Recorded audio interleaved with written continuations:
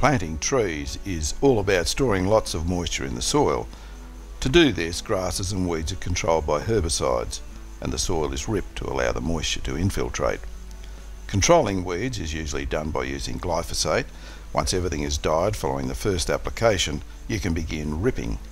With ripping, a good depth to aim for is 50 centimetres. To do this, you need to have a 50 horsepower tractor or more. Ripping needs to be done on 3 separate passes, each slightly apart to fully break up the soil. A few weeks after the ripping has occurred, a new crop of weeds and grasses will emerge, and a second application of glyphosate will be needed. Mounding can be done in low-lying or wet areas to improve drainage. Preparing to plant trees is similar to preparing to plant a crop. The site needs to be weed-free, the soil soft, and with a full moisture profile.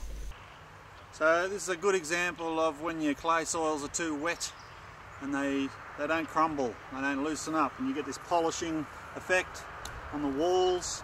You end up with these big lumps all over your site.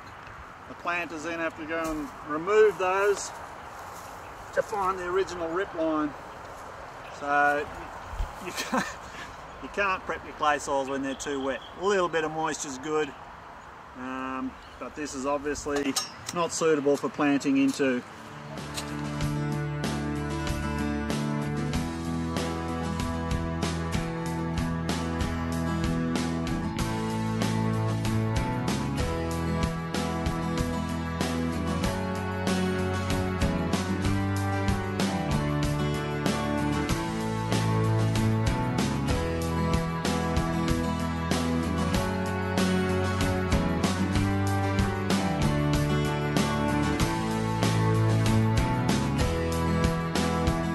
When preparing a cropping paddock for tree planting, the site needs to be weed-free and the surface 15 centimetres well cultivated and soft.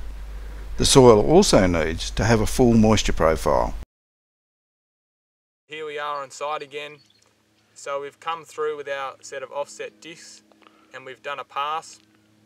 You can usually go through at about 8 kilometres per hour, but it just depends on the conditions and how deep you're going.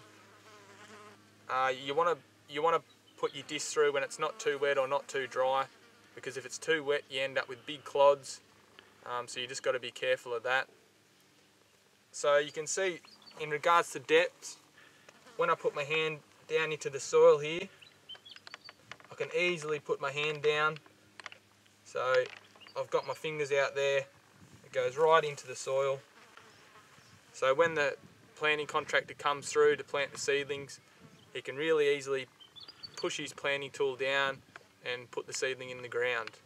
So that's the end result that we want.